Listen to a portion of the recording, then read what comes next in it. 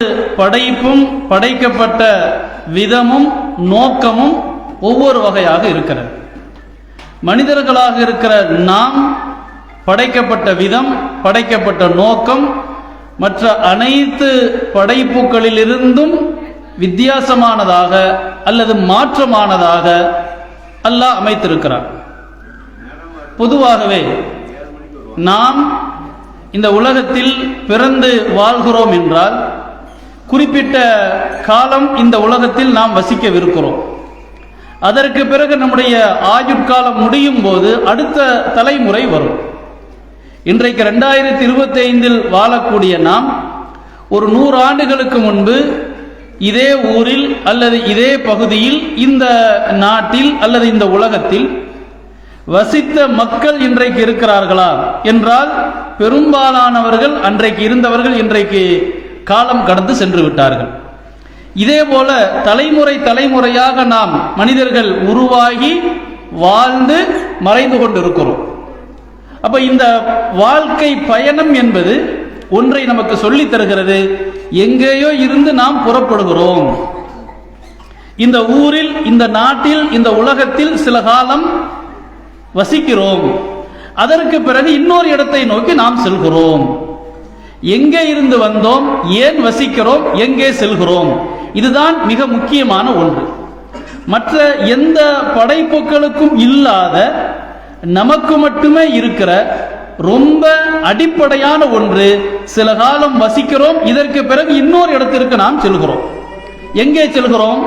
படைத்த இறைவன் அல்லாஹ் குறிப்பிடுகிறான், மறுமை என்கிற ஒரு விசாரணை நோக்கி நீங்கள் செல்கிறீர்கள். குறிப்பிட்ட நாளில் ஆயுள் முடிந்த பிறகு உலகத்தில் மரணிக்காத எந்த மனிதரும் இல்லை. எல்லோருமே மரணத்தை தழுவக்கூடியவர்களாகத்தான் இருக்கிறோம். அப்ப மரணத்தை நாம் அடைகிறோம் என்றால், தழுவுகிறோம் என்றாலே ஏதோ ஒரு இடத்தை நோக்கி நாம் செல்கிறோம். எங்கு? மறுமை என்கிற ஒரு வாழ்க்கை நோக்கி. மறுமை என்பது என்ன? இந்த ஒட்டுமொத்த உலகமும் ஒரு தற்காலிகமான ஒரு செயல், தற்காலிகமான ஒரு இயக்கம். இதற்கென்று ஒரு முடிவு இருக்கிறது. அந்த முடிவு ஏற்படுகிற காலம், நாளுக்கு பெயர்தான் மறுமை நாள். ஒட்டுமொத்த பிரபஞ்சமும் ஒட்டுமொத்த உலகமும் அது அழிக்கப்படும், சின்ன பின்னமாக மாற்றப்படும். அதற்கு பிறகு உலகத்தில் வாழ்ந்த எத்தனை கோடி மனிதர்களோ அத்துணை பேரும் ஒரு இடத்தில் ஒன்று திரட்டப்படுவோம். இது அல்லாஹ்வின் ஏற்பாடு, படைத்த இறைவனின் ஏற்பாடு. மனிதர்களாக பிறந்த அவ்வளவு பேரும் எந்த மொழி பேசினாலும், எந்த நிலத்தில் அவர்கள் பிறந்தாலும், என்ன நிறத்தில் வாழ்ந்தாலும், எந்த காலத்தில் வாழ்ந்தாலும், எப்படி இருந்தாலும் சரி, மனிதனாக பிறந்த ஆண் பெண் அவ்வளவு பேரும், அத்துணை பேரும், ஆதம் அவர்கள் முதற்கொண்டு முதல் மனிதராக படைப்பின் துவக்கமாக இருக்கிற ஆதாம், அந்த ஆதம் அலைஹிஸ்ஸலாம் அவர்கள் முதற்கொண்டு இந்த உலகம் அழிக்கப்படுகிற அந்த நிமிட துளி வரை எத்தனை மனிதர்கள் பிறந்து இருக்கிறார்களோ, பிறக்கிறார்களோ, பிறக்க இருக்கிறார்களோ அவ்வளவு பேரும் ஒன்று திரட்டப்பட்டு ஒரு நாளில் மறுமை விசாரணையில் அவர்கள் நிறுத்தப்படுவார்கள். அந்த விசாரணையில் உள்ள முக்கியமான விஷயங்கள் தான் மிக மிக நாம் கவனத்தில் வைக்க வேண்டியது. இந்த உலகத்தில் வழங்கப்பட்ட ஆயுட்காலத்தை, வாழ்நாளை நாம் எப்படி அமைத்திருக்கிறோம், கழித்திருக்கிறோம். குல்லும்ரிஇன் பிமா கஸப ரஹீன். குர்ஆன் நமக்கு சொல்லி தரக்கூடிய ஒரு பல்வேறு வழிகாட்டுதலில் ஒன்று, ஒவ்வொரு மனிதனும் அவன் சம்பாதித்தவற்றுக்கு பிணையாளனாக ஆக்கப்பட்டிருக்கிறான், பொறுப்பாளனாக ஆக்கப்பட்டிருக்கிறான். நாம் செய்கிற செயலுக்கு நாம் பொறுப்பாளி. நல்ல செயலை செய்கிறோம் என்றால் அதற்கு நாம் தான் பொறுப்பாளி, அதன் பயனை நாம் ஏற்கவிருக்கிறோம். கெட்ட செயலை, தீய செயலை, தீய நடவடிக்கையை ஒரு மனிதன் மேற்கொள்கிறான் என்றால் அதற்குரிய தண்டனையை ஏற்றுக்கொள்ளக்கூடியவனாக, அவன் பொறுப்பேற்கக்கூடியவனாக இருக்கிறான். எந்த மனிதனாக இருந்தாலும் அவரது செயலுக்கு அவர் பொறுப்பு. எப்படி பொறுப்பேற்பது? அந்த பொறுப்பிற்குரிய கூலியை யார் கொடுப்பது? அதற்கு தான் படைத்தவன் சொல்கிறான், படைத்த இறைவன் அல்லாஹ் அதற்குரிய பரிசை அல்லது அதற்குரிய தண்டனை தருவான். எப்படி அவன் தருவான்? அவனை யார் பார்த்தார்கள்? நாம் வாழ்ந்து கொண்டிருக்கிறோமா இல்லையா? பிறக்கிறோமா இல்லையா, வாழ்கிறோமா இல்லையா, மரணிக்கிறோமா இல்லையா, இதை நாம விரும்பி ஒரு ஊரில் பிறந்தோமா, நாம ஆசைப்பட்டு குறிப்பிட்ட தாய் தந்தையருக்கு பிறந்தோமா, நாம விரும்பி இந்த நிறத்தில் பிறந்தோமா, நாம விரும்பி இந்த மொழியில் பிறந்தோமா, இதில் எதுவுமே இல்லை. அனைத்தும் இயக்கப்படுகிறது, நாம் இயங்குகிறோம்.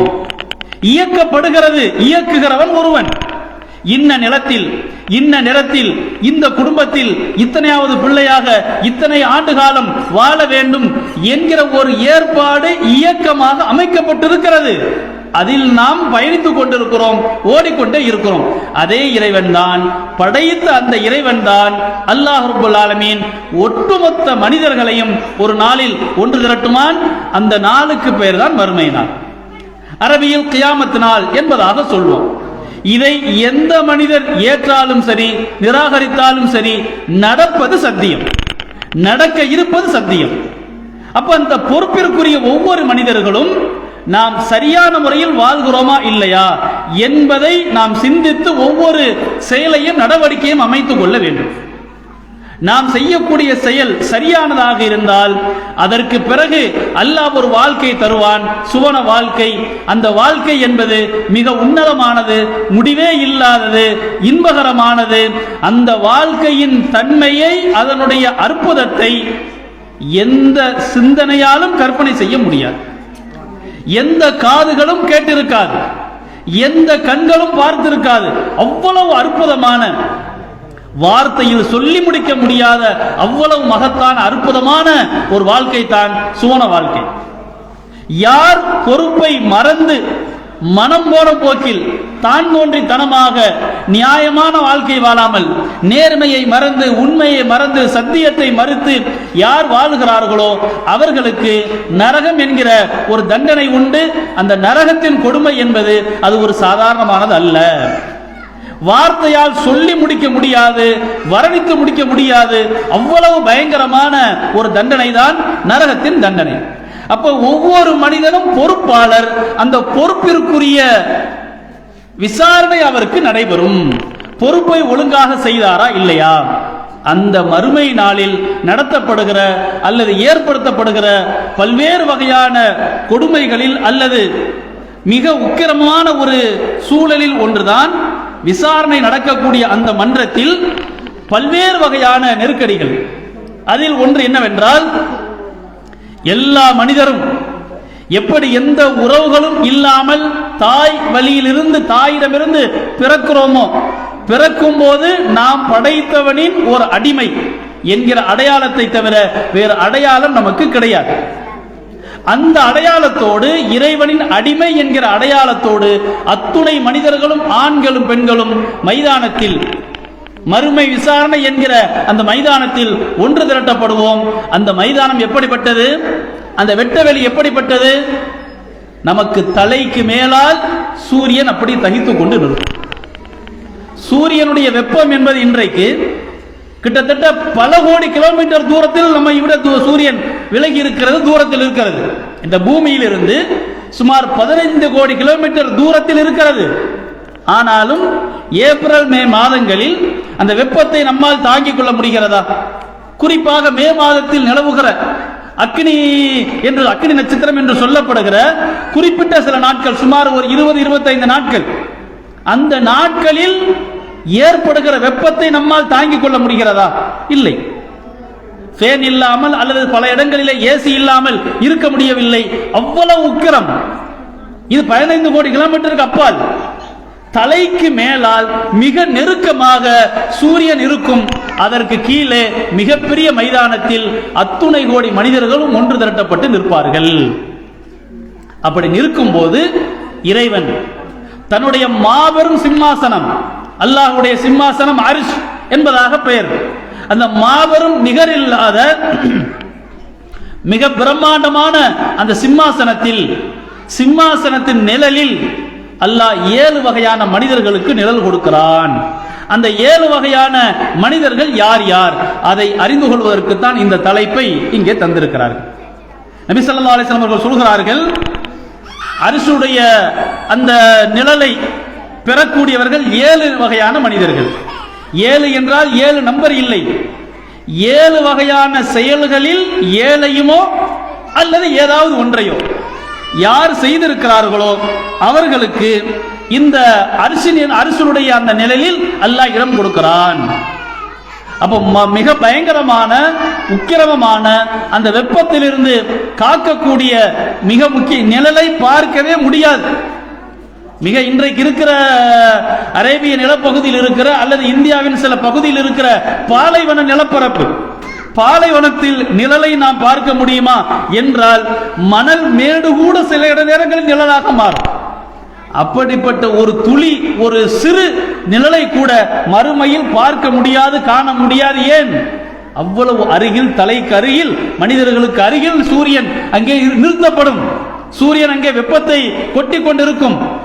அந்த நேரத்தில் 7 வகையான செயல்களை செய்த மனிதர்களுக்கு இறைவன் தனது பிரம்மாண்டமான அந்த அரிசின் நிழலில் இடம் தருகிறான். அந்த 7 பேர் யார் யார்? முதலாவதாக நபி ஸல்லல்லாஹு அலைஹி வஸல்லம் சொல்கிறார்கள், சபஆ யுதில்லுஹுமுல்லாஹு ஃபீ ظில்லிஹி யௌம லா ظில்லு. நிழலே இல்லாத அந்த நாளில் 7 வகையான மனிதர்களுக்கு அல்லாஹ் நிழல் தருகிறான். ஒன்று அல் இமாமுல் ஆதில், நேர்மையாக ஆட்சி செய்த ஒரு ஆட்சியாளன். மக்கள் பல லட்சக்கணக்கான கோடிக்கணக்கான மனிதர்களுக்கு, மக்களுக்கு தலைவனாக, வழிகாட்டியாக, ஒரு நாட்டின் அதிபராக, பிரதமராக, ஜனாதிபதியாக உயர்ந்த பொறுப்பில் ஒரு மனிதன் இருக்கிறான் என்றால் அந்த மக்கள் எப்படிப்பட்டவர்களாக இருந்தாலும், விருப்பத்திற்குரியவர்களோ விருப்பத்திற்கு அப்பாற்பட்டவர்களோ, நேசத்திற்குரியவர்களோ வெறுப்பிற்குரியவர்களோ யாராக இருந்தாலும் சரி, அனைவரும் மனிதன்தான். அந்த அனைவரையும் சமமாக நடத்தக்கூடிய நேர்மையாளனாக இருக்கிற ஒரு ஆட்சியாளன், அப்படி ஒருவன் ஆட்சி செய்திருந்தான் என்றால் அவன் நாளை மறுமையிலே இறைவனுடைய அந்த சிம்மாசனத்தின் நிழலில் அவனுக்கு இடம் கிடைக்கிறது. இங்கே நான் முதலிலேயே ஒரு வசனத்தை குறிப்பிட்டேன். எல்லா மனிதர்களும் அவரவர் செயலுக்கு பொறுப்பாளர், அவர் செய்கிற செயலுக்கு பொறுப்பாளராக மாறுகிறார். இறைவன் நமக்கு ஆயுள் காலத்தை வழங்கி இருக்கிறான். 80 ஆண்டோ 100 ஆண்டோ 60 ஆண்டோ 40 ஆண்டோ அந்த ஆயுட்காலத்தில் நீங்கள் எப்படி வாழ்கிறீர்கள், அந்த முறையை நீங்கள் செயல்படுத்தினீர்களா இல்லையா? அப்படி முறையின் அடிப்படையில் வாழ்ந்தீர்கள் என்றால் அதற்கேற்ப தகுந்த பரிசு உண்டு. அந்த பல்வேறு வகையான பொறுப்புகளில் ஒன்றுதான் ஒரு ஆட்சியாளன் நேர்மையாக மக்களை நிர்வகித்திருந்தான் என்றால் அவனுக்கு அந்த அரிசின் நிழலில் இடம் கிடைக்கிறது. இரண்டாவதாக நபி ஸல்லல்லாஹு அலைஹி வஸல்லம் சொல்லித் தருகிறார்கள், ஷாபுன் நஷஅ ஃபீ இபாதத்தி ரப்பி. இரண்டாவது மனிதன் யார் என்றால் ஒரு இளைஞன், தன்னுடைய வாழ்நாளில் தன்னுடைய ஆயுட்காலத்தை இறைவனை வணங்குவதிலேயே ஈடுபடுத்தி கொண்ட ஒரு இளைஞன். இளைஞன் என்றால் ஆண் மட்டும், இந்த மேல உள்ள முதல் நபரும் வெறும் ஆண் மட்டும் இல்லை. நேர்மையான ஆட்சியாளர் என்றால் நேர்மையான ஒரு ஆட்சி செய்யக்கூடிய பெண்ணாக இருந்தாலும் சரி, நேர்மையாக நீதியாக வாங்க சொல்லணுமா? வாங்க சொன்ன பிறகு இன்னைக்கு வேணுமா?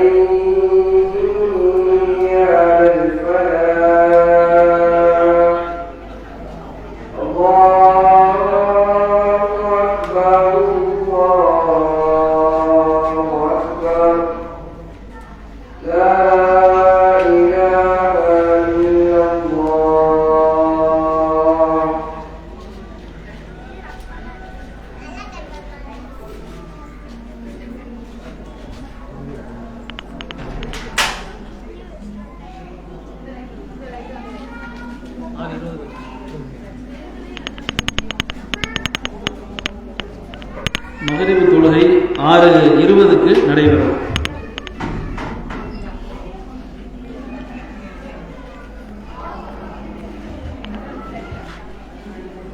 நேர்மையான ஆட்சியாளன் என்பது அது வெறும் ஆணுக்கு மட்டுமல்ல, பெண்ணுக்கும் தான். அதே போல நபி ஸல்லல்லாஹு அலைஹி வஸல்லம் அவர்கள் இரண்டாவது மனிதராக சொல்கிறார்கள், ஒரு இளைஞன் என்பவன் ஆணோ அல்லது இளை வயதை கொண்ட பெண்ணோ, ஒரு இளைஞன் தன்னுடைய வாழ்நாளை ஆயுட்காலத்தை இறைவனை வணங்குவதில் அமைத்து கொண்ட ஒரு இளைஞன். இன்றைக்கு நாம் பார்க்கிறோம், உலகத்தில் அல்லது பல்வேறு பகுதிகளில், அது நாடோ ஊரோ அல்லது ஒட்டுமொத்த உலகமோ, பல்வேறு குற்றங்கள் அல்லது அநீதிகள், வரம்பு மீறல்கள் நடைபெறுகிறது என்றால் அதற்கு இந்த இளமை பருவம் என்பது மிக முக்கியமான ஒரு காரணம். நல்ல செயல் ஒரு நாட்டில் ஒரு பகுதியில் ஏற்படுகிறது என்றால், நல்ல மாற்றம் ஏற்படுகிறது என்றால் அதற்கும் இந்த இளம் வயதை கொண்ட ஆண்களோ பெண்களோ அவர்கள் மிக முக்கியமான ஒரு காரணம். அப்ப அல்லாஹ்வின் தூதர் நபி ஸல்லல்லாஹு அலைஹி வஸல்லம் அவர்கள் சொல்லி தருகிறார்கள், இளமை பருவம் என்பது மிக முக்கியமான ஒன்று. அந்த இளமை பருவத்தை நாம் பொறுப்பு உணர்ந்து, இந்த வாழ்க்கையை, இந்த இளமை காலத்தை பொறுப்பு உணர்ந்து நடக்க வேண்டும். நாம் நடக்க தவறினால் என்னை படைத்த இறைவன் தண்டிப்பான், அப்போது யாராலும் அந்த தண்டனையிலிருந்து தடுக்க முடியாது என்பதை உணர்ந்து தன்னுடைய அந்த இளமை பருவத்தை சரியான முறையில் அமைத்துக் கொள்ள வேண்டும் என்பதைத்தான் நபி ஸல்லல்லாஹு அலைஹி வஸல்லம் அவர்கள் இங்கே நமக்கு உணர்த்துகிறார்கள். அதே போல ஆண்களோ பெண்களோ இன்றைக்கு நாம் பார்க்கிறோம் பல நாசகார செயல்கள், குறிப்பாக இன்றைக்கு இளம் பிள்ளைகள், இளைஞர்கள், அவர்களுடைய ஒவ்வொரு நடவடிக்கைகளும் எப்படி இருக்கிறது? பெற்றோர்களுடைய சார்ந்து வாழுகிற அந்த காலம் வரை, ஒரு 10-11 வயது வரை பெற்றோர்கள் தான் உலகம் என்று வாழக்கூடிய பிள்ளைகள், ஆண்களோ பெண்களோ, குறிப்பிட்ட ஒரு 12வது தாண்டி கல்லூரி படிப்பை படிக்கக்கூடிய ஒரு வயது வரும்போது அவர்களுடைய உணர்வுகள், சிந்தனைகள் இயல்பாக மாறத்தான் செய்யும். ஆனாலும் கட்டுப்பாடற்ற வாழ்க்கை இன்றைக்கு நாம் பார்க்கிறோம். இருசக்கர வாகனத்தில் பயணித்தார்கள் என்றால் அவர்களும் உயிரோடு நிம்மதியோடு வீட்டிற்கு செல்ல முடியாது. ரோட்டில் நடந்து செல்கிறவர்களோ அல்லது வாகனத்தில் செல்கிறவர்களோ அவர்களும் நிம்மதியாக வீடு போய் சேர முடியாது என்கிற அளவிற்கு ஒரு காட்டுத்தனமான ஒரு வேகத்தில் இன்றைக்கு பறக்கிறார்களா இல்லையா? அது மிகப்பெரிய விபத்திற்கு உள்ளாக்கப்பட்டு கைகால்கள் இழந்து, பல நேரங்களிலே உயிரை இழந்து, வெறும் உயிரற்ற பிணமாக மருத்துவமனையிலிருந்து இடுகாட்டிற்கு அல்லது மையவாடிகளுக்கு கொண்டு செல்லப்படக்கூடிய ஒரு நிலையை இன்றைக்கு நாம் பார்க்கிறோம். அப்போ வாழ்க்கையில் மிக முக்கியமான ஒரு பகுதி அந்த இளமை பருவம். இளமை பருவத்தை பொறுப்பு உணர்ந்து நடக்க வேண்டும். ஒரு இளைஞன் நடந்தான் என்று சொன்னால் அவனுக்கு அந்த அரிசி நிழலில் இடம் கிடைக்கிறது. அதே போல இன்றைக்கு இளைஞர்களை பார்க்கிறோம், பெண்களோ அல்லது பையன்மார்களோ சினிமாவை பார்க்கிறார்கள். அந்த சினிமாவினுடைய ஈர்ப்பின் மூலமாக, சினிமா என்பது ஒரு தொழில், சில கோடிகளை, பல கோடிகளை 2.5 மணி நேரம் ஒரு நிகழ்ச்சியை எடுத்துவிட்டு அதற்காக சம்பாதித்து விட்டு அவர்கள் ஆகாவோக என்று வாழ்க்கையை அனுபவித்துக் கொண்டிருப்பார்கள். ஆனால் அதை பார்க்கிற ஒரு ஆணோ பெண்ணோ அதில் காட்டப்படுகிற காட்சிகள் தான் வாழ்க்கை. அதில் காதல் என்று ஒன்றை காட்டுகிறான், காதல் தான் வாழ்க்கை. ஒரு பெண் ஒரு ஆணை ஒரு சாதாரணமான ஒரு பார்வை பார்த்தாலே என்ன அவ காதலிக்கிறார் என்று கற்பனை செய்து கொள்வது. ஒரு ஆண் ஒரு பெண்ணிற்காக எதையாவது ஒன்றை வேகமாக செய்து விட்டான் என்றால் அவன் எனக்காக வேண்டி என்ன, எனக்காக எதையும் கொடுப்பான் என்று ஏமாந்து விடுவது. இப்படிப்பட்ட ஒரு சினிமாவின் கற்பனை காட்சிகளை பார்த்து கொண்டு தாய் தந்தையரை தவிக்க விடக்கூடிய பிள்ளைகள் இன்றைக்கு சாதாரணம். தாய் தந்தையர்களை ஏமாற்றிவிட்டு அவர்களை பரிதவிக்க விட்டு, சொல்ல போனால் பல பெற்றோர்கள் மனநிலை பாதிக்கப்பட்டு தங்களது உயிர்களை மாய்த்து கொள்ளக்கூடிய பெற்றோர்கள் இன்றைக்கு இந்தியாவில் மட்டுமல்ல தமிழகத்தில் அன்றாடம் சாதாரணமாக பார்க்கலாம். ஒவ்வொரு காவல் நிலையங்களிலும் அல்லது நீதிமன்றங்களிலும் அல்லது இன்னபிற அரசு அலுவலகங்களிலும் என் பிள்ளையை மீட்டுதாங்க, என் பிள்ளையை மீட்டுதாங்க, என் பிள்ளை இல்லாம வாழ முடியாது என்று கதறக்கூடிய எத்தனை பிள்ளைகளை டிவியிலே நாம் செய்திகளிலே பார்த்து கொண்டிருக்கிறோம். பிள்ளைகள் தான் உலகம், பிள்ளைகள் தான் வாழ்க்கை என்று வாழ்ந்த அந்த பெற்றோர்களை தவிக்க விடக்கூடிய ஒரு பிள்ளைகளை பார்க்கிறோமா இல்லையா? அது எந்த பருவம்? அது இளமை பருவம். இப்ப இந்த இளமை பருவத்தை படைத்தவன் எனக்கு ஒரு பொறுப்பை வழங்கியிருக்கிறான். அவன் சொன்ன அடிப்படையில் நான் வாழ்கிறேனா இல்லையா என்பது மிக முக்கியமானது என்பதை இந்த இளமை பருவத்தில் இருக்கக்கூடியவர்கள் பொறுப்பு உணர்ந்து வாழ வேண்டும் என்பதை நமக்கு அல்லாஹ்வின் தூதர் நபி ஸல்லல்லாஹு அலைஹி வஸல்லம் அவர்கள் உணர்த்துகிறார்கள். அதே போல இன்றைக்கு போதை கலாச்சாரம் மதுவாக இருக்கலாம், கஞ்சாவாக இருக்கலாம், அல்லது அது சார்ந்த பெயர்கள், அது என்ன பொருளாக இருந்தாலும் சரி, அதற்கு பல்வேறு வகையான பெயர்கள் வைத்துக் கொண்டு பல்வேறு வகையான பொருட்கள் மூலமாக தயாரிக்கப்பட்டு அது யாருக்கும் தெரியாத வகையில் பயன்படுத்தக்கூடிய வகையிலெல்லாம் இன்றைக்கு போதைப் பொருட்கள் என்பது சாதாரணமாக கிடைத்துக் கொண்டிருக்கிறது. அதை உட்கொண்டு விட்டால், அதை நுகர்ந்து விட்டால், அதை ஊசி மூலமாக ஏற்றி கொண்டு விட்டால் வேறொரு உலகத்தில் நான் மிதக்கிறேன் என்று நினைத்துக் கொண்டு தங்களது வாழ்க்கையை பாழாக்கி கொண்டிருக்கிறார்கள். வாழ்க்கை பொறுப்பு, இளமை பருவம் என்பது ஒரு பொறுப்பு. படைத்தவன் அது பற்றி விசாரிப்பான் என்கிற அச்சத்தோடு உணர்ந்து படைத்தவன் சொன்ன அடிப்படையில் நடந்தால் மறுமை கண்ணியமானதாக, உலக வாழ்க்கை மன நிறைவானதாக மாறும். அப்ப இப்படி இளமை பருவம் என்பது மிக முக்கியமான ஒன்று. அதை இறை சிந்தனையோடு ஒரு ஆணோ பெண்ணோ இறைவன் பார்த்து கொண்டிருக்கிறான் என்கிற சிந்தனையோடு அமைத்துக் கொண்டார்கள் என்றால் பயங்கரமான அந்த நாளில், நிழலே இல்லாத அந்த நாளில் அவர்களுக்கு இறைவன் தனது அரிசுடைய சிம்மாசனத்தினுடைய நிழலில் இடம் தருகிறான் என்று நபி அவர்கள் குறிப்பிடுகிறார்கள். அடுத்து மூன்றாவதாக அல்லாஹ்வின் தூதர் சொல்லித் தராங்க, ஒரு மனிதன் அவனது உள்ளம் முஅல்லகுன் ஃபில் மசாஜித், பள்ளிவாசலோடு தொடர்பிலேயே இருக்கிறது. ஒரு ஆணோ பெண்ணோ அவர்கள் வீட்டில் இருந்தாலும் சரி அல்லது வெளியூரில் பயணத்தில் இருந்தாலும் சரி, குறிப்பிட்ட நேரத்தில் நான் இறைவனை வணங்கக்கூடிய அந்த நேரத்தை, அந்த வணக்கத்தை நான் செலுத்த வேண்டும் என்கிற சிந்தனை அவர்களுக்குள்ளால் இருக்கிறது. பள்ளிவாசல் சார்ந்த அந்த பணிகள், இன்றைக்கு பள்ளிவாசல் அருகில் நாம் இந்த நிகழ்ச்சியை நடத்தி கொண்டிருக்கிறோம். இங்கே ஒருவர் வர முடியாத ஒரு நிலையில் இருந்தால், பயணத்தின் காரணமாகவோ அல்லது இன்ன பிற மருத்துவ சிகிச்சையின் காரணமாகவோ அல்லது தவிர்க்க முடியாத ஒரு நிலையின் காரணமாகவோ இப்படி பள்ளிவாசல ஒரு நிகழ்ச்சி நமக்கு சொல்லி இருந்தாங்க, நம்மளால கலந்து கொள்ள முடியலையே என்று அவருக்கு உள்ளத்தில் ஒரு வகையான உறுத்தல் ஏற்படும் என்றால் அவரது உள்ளம் பள்ளிவாசலோடு தொடர்பில் இருக்கிறது. இதே போல ஒவ்வொரு செயலிலும் நாம் எங்கே இருந்தாலும் சரி, வீட்டில் இருந்தாலும், கடையில் இருந்தாலும், வெளியூரில் பயணத்தில் இருந்தாலும், பள்ளிவாசல் சார்ந்த அந்த சிந்தனைகள், பள்ளிவாசல் என்பது கட்டடமாது படைத்தவனை நினைவு கூறக்கூடிய ஒரு இடம். அப்ப அந்த படைத்தவனோடு தொடர்பில் இருக்கக்கூடிய ஒரு இடம்தான் இந்த பள்ளிவாசல். பள்ளிவாசலோடு யாருடைய உள்ளங்கள் தொடர்பிலேயே இருக்குமோ, பள்ளிவாசல் சார்ந்த அந்த சிந்தனை இருந்து கொண்டே இருக்குமோ, அவருக்கு மறுமையில் அந்த அரிசி நிழலில் இடம் கிடைக்கிறது. பள்ளிவாசல் என்பது நம்மை இறைவனோடு தொடர்பு படுத்தக்கூடிய மிக முக்கியமான ஒன்று. அப்ப அது நமக்கு மறுமையிலே மிகப்பெரிய ஒரு பாக்கியத்தை தரக்கூடிய ஒன்று என்பதை நாம் புரிந்து கொள்ள வேண்டும். அதே போல நான்காவதாக நபி அவர்கள் சொல்லி தருகிறார்கள், இரண்டு நபர்கள் தஹாப்பா ஃபில்லாஹ், அல்லாஹ்விற்காக நேசம் கொண்ட இருவர்கள், இஜ்தமா அலைஹி வ ஃபதஃபர்ரகா அலைஹி, அவர்கள் சேர்வதும் அல்லது பிரிவதும் இறைவனின் திருப்தியின் காரணமாகத்தான். ரெண்டு பேர் நட்பு கொள்கிறார்கள். உறவு என்றால் பழக்கமாகிக் கொள்கிறார்கள், நண்பனாக தோழியாக இருக்கிறார்கள், அல்லது பகையாக அவர்கள் மாறிக்கொள்கிறார்கள், சண்டை போட்டுக் கொள்றாங்க. நட்போ அல்லது பகையோ எதுவாக இருந்தாலும் நிறம், மொழி, காசு, அந்தஸ்து என்று இல்லாமல் நீ படைத்தவன் சொன்னதற்கு மாற்றமாக நடக்கிறாய், உன்னோடு என்னால் பழைய நட்பை தொடர முடியாது. நேற்று வரை சரியாக இருந்த ஒரு ஆண், நேற்று வரை சரியாக இருந்த ஒரு பெண் இன்று அல்லது இந்த நேரத்தில் ஒரு போதை பழக்கத்திற்கு அடிமையாகிவிட்டால், போதை பழக்கத்திற்கு அடிமையாகிவிட்டான், அல்லது ஒரு பொய்யுக்கு காரணமாக இருக்கிறான், ஒரு குற்றத்திற்கு உறுதுணையாக இருக்கிறான், உன்னோடு எனக்கு எந்த நட்போ பழக்கமோ கிடையாது. நீ உயிர் நண்பன் தான்பா, உயிர் தோழி தான். ஆனால் நியாயத்திற்கு மாற்றமாக நடந்தால், அறத்திற்கு மாற்றமாக நடந்தால் நீ எனது நண்பன் கிடையாது, நீ எனது தோழி கிடையாது. ஏன்? நேர்மை, உண்மை, சத்தியம், அறம் என்பது இறைவன் சொல்லி தந்தது. நான் உன்னை தோழனாக தோழியாக அமைத்துக் கொண்டேன் என்றால் இறைவனுக்காக, இறைவனின் திருப்திக்காக. அந்த இறைவனுக்கு மாற்றமாக நீ நடக்கிறாய் என்றால், அந்த இறைவனது வழிகாட்டலுக்கு எதிராக நீ நடக்கிறாய் என்றால் நீ எனக்கு தோழன் கிடையாது என்று நட்போ பகையோ ரெண்டும் எதை வைத்திருக்க கூடாது? உலகத்தை வைத்து இல்லாமல் நம்மை படைத்த என்னையும் எனது நண்பனையும், என்னையும் எனது தோழியையும் படைத்த அந்த இறைவனுக்காகத்தான் நட்பு, அந்த இறைவனுக்காகத்தான் நட்பு முறிதல். எதுவாக இருந்தாலும் சரி இறைவனுக்காகத்தான் என்று ஒரு மனிதன் வாழ்கிறான் என்றால், ஆணோ பெண்ணோ, அவர்களுக்கு அந்த அரிசில் நிழலில் இடம் கிடைக்கிறது. இன்றைக்கு நாம பார்க்கலாம், பல குற்றங்கள் நடைபெறுவதற்கு எந்த தாய் தந்தையாவது தான் பிள்ளை தப்பு செஞ்சான் அப்படின்னா உடனே ஏத்துக்கக்கூடிய மனசு வருமா? வராது. என்ன சொல்லுவாங்க? என் பிள்ளை நல்ல பிள்ளை தான், இவன் கூட சேர்ந்ததுனால தான் இப்படி ஆகி போச்சு. இப்ப நட்பு ஒரு காரணமா இருக்குதா இல்லையா? சகவாசம் ஒரு காரணமா இருக்குதா இல்லையா?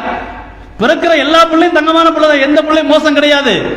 ஆனால் சில சூழல் அவர்களுக்குள்ளால் அந்த தப்பான ஒரு அமைப்பை ஏற்படுத்தி விடுகிறது, காரணத்தை உருவாக்கி விடுகிறது. அப்ப நட்பு என்பது அல்லது நட்பை விளக்குதல் என்பது படைத்தவனை அடிப்படையாக வைத்து நடக்கும் போது அதில் தேவையற்ற சிக்கல்கள் என்பது வராது. ஒரு கண்ணியமான ஒரு நிலையாக அது தொடரும். இப்படிப்பட்ட ஒரு வாழ்க்கை என்பது நமக்கு மறுமையில் அரசியல் நிலையில் இடம் தரும் என்பதை அல்லாஹ்வின் தூதர் சொல்லித் தராங்க. அடுத்ததாக ஐந்தாவதாக சொல்கிறார்கள், ஒரு பெண் ரஜுலுன் தலபத்துஹு இம்ராத்துன் ذات மன்சபின் வ ஜமால், அழகும் அந்தஸ்தும் நிறைந்த ஒரு பெண் ஒரு ஆணை தவறான செயலுக்கு அழைக்கிறார். அந்த நேரத்தில் இன்னி அகாஃபுல்லாஹ், அவன் அல்லாஹ்வை நான் பயப்படுகிறேன், இந்த தவறுக்கு நான் இணங்க மாட்டேன் என்று சொல்கிறான் என்றால், அதாவது அல்லாஹ்வின் தூதர் சொல்லக்கூடிய வார்த்தை நாம் கவனிக்க வேண்டும்.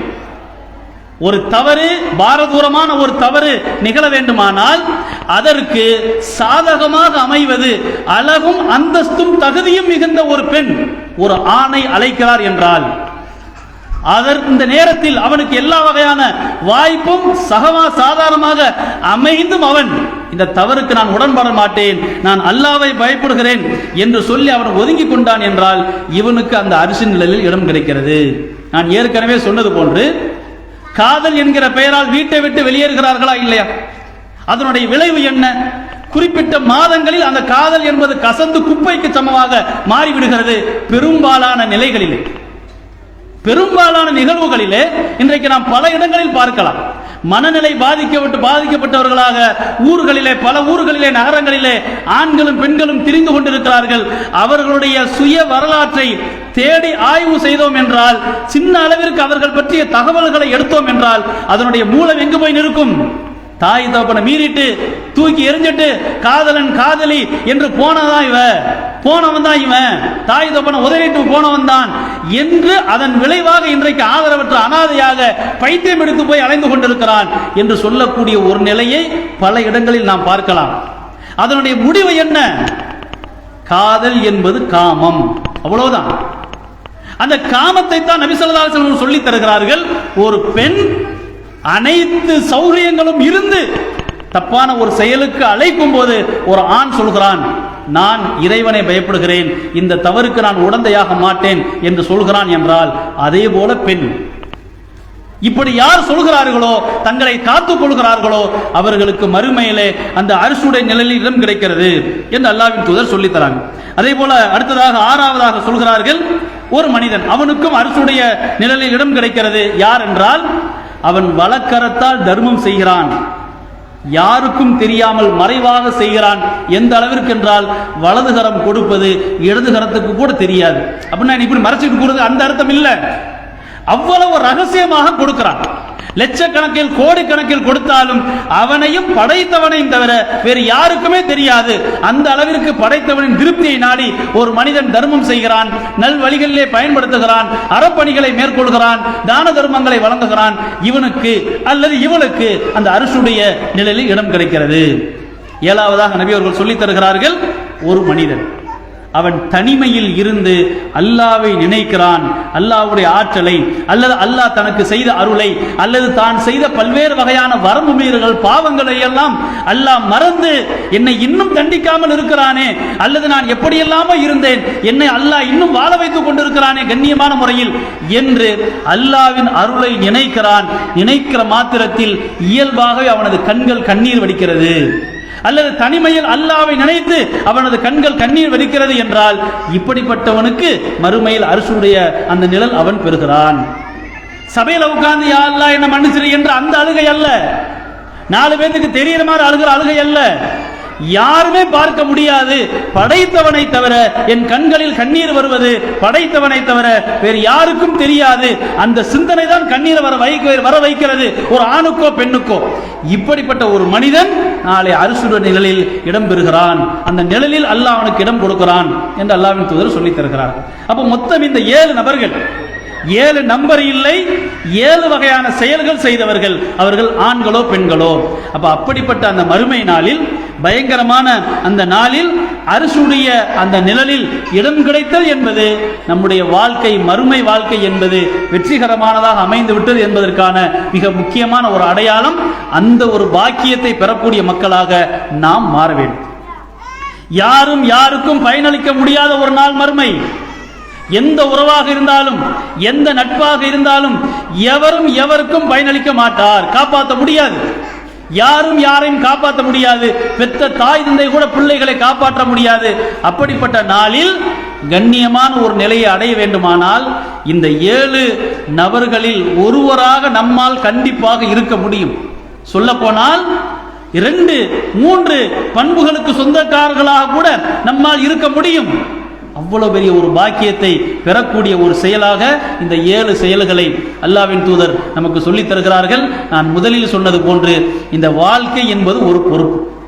80 ஆண்டு காலம், 60 ஆண்டு காலம், 50 ஆண்டு காலம் வாழக்கூடிய இந்த வாழ்க்கை என்பது மனம் போன போக்கில் தான் தோன்றித்தனமாக வாழக்கூடிய வாழ்க்கை இல்லை. ஒரு வீட்டில் வாடகைக்கு இருக்கிறோம் அப்படின்னா அந்த ஓனர் சொன்ன கண்டிஷனுக்கு நம்ம மாற்றமா நடக்க மாட்டோம். அப்பதான் அவர் அனுமதிப்பார். நம்ம இஷ்டத்துக்கு நம்ம நடந்தோம்னா வீட்டை விட்டு காலி பண்ணிடுவார். ஒரு கடையில் நம்ம வேலை செய்யறோம், நாமளே ஒரு பையனை கடையில வேலைக்கு வச்சிருக்கிறோம், நம்ம சொல்ற மாதிரி நடந்தாதான் வைப்போம். நம்ம சொல்றதுக்கு மாற்றமா நடந்தா கடையை விட்டு ஆளை வெளியே போன்றுவோம். இது ஒரு பொறுப்பு. அதே போல 50 ஆண்டு காலம், 70 ஆண்டு காலம் என்பது ஒரு பொறுப்பு. எப்படிப்பட்ட பொறுப்பு?